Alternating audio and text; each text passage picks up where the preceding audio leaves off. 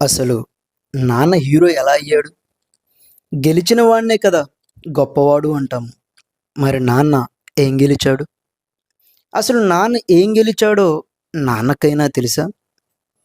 అదిగో మీ నాన్న అని పుట్టిన పిల్లాడికి చెప్పగానే వాడి పిడికెళ్ళు పట్టుకుని నీ కాళ్ళకు నడకవుతా అంటాడు నాన్న. వాడి కళ్ళల్లోకి చూస్తూ తన కలల్లో కోటలెన్నో కట్టేస్తాడు నాన్న.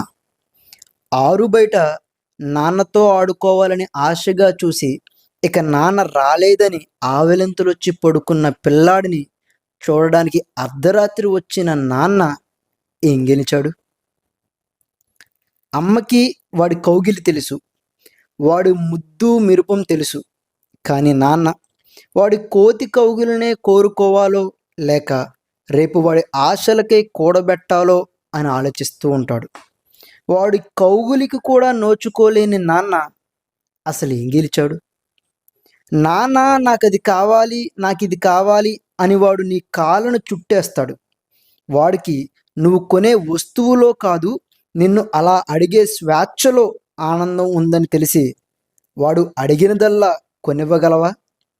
కాదని కళ్ళెర్ర చేసి వాడు కళ్ళకేసి చూడగలవా? ఏం చేసినా గెలవలేని నాన్న గొప్పవాడు ఎలా అయ్యాడు? అమ్మాయి పుడితే అమ్మలా చూచుకుంటాడు, తన కంటి పాపలా కాచుకుంటాడు. అమ్మలా పెంచుకున్న ఆడబిడ్డని ఒక అయ్య చేతిలో పెట్టినాకైనా బరువు దించుకుని ధన్యుడయ్యాడా?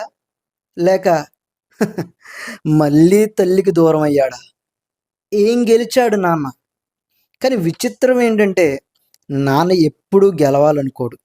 తన బిడ్డలో తనను చూసుకుంటాడు, తన బిడ్డ గెలిపే తనదనుకుంటాడు. ఆనాడు ఓడాడు ఆ శివుడు తన గొంతులో దాచి దేవతల కోసం హాలాహలం. తండ్రిగా నెగ్గాడు శంకలేని శంకరుడు బిడ్డలకందించి ఆ అమృతం. చివరగా ఒక్క మాట, అమ్మ ప్రేమ ఓ పెద్ద సముద్రం, అంతా తానే కనిపిస్తుంది. కానీ నాన్న ప్రేమ శిఖరం, ఎక్కినప్పుడే తెలుస్తుంది. హ్యాపీ ఫాదర్స్ డే నాన్న.